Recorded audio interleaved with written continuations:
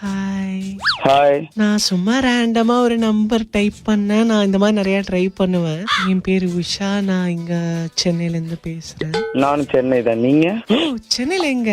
ஆவடி. ஆவடியா? நான் அடையாறுல இருந்து பேசுறேன். கல்யாணம் ஆயிடுச்சா? இல்ல இல்ல இல்ல இல்ல 20 தானே ஏஜ். ஏய், சின்ன பையனாடா நீ.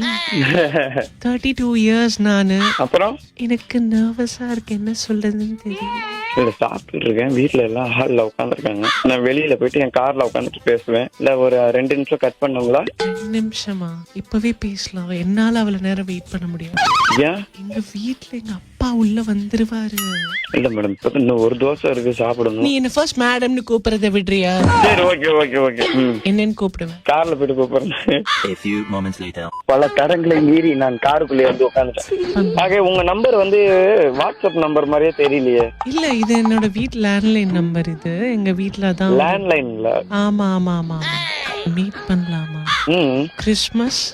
Sure, no problem. கிறிஸ்மஸுக்கு கிஸ் மஸ்ட்.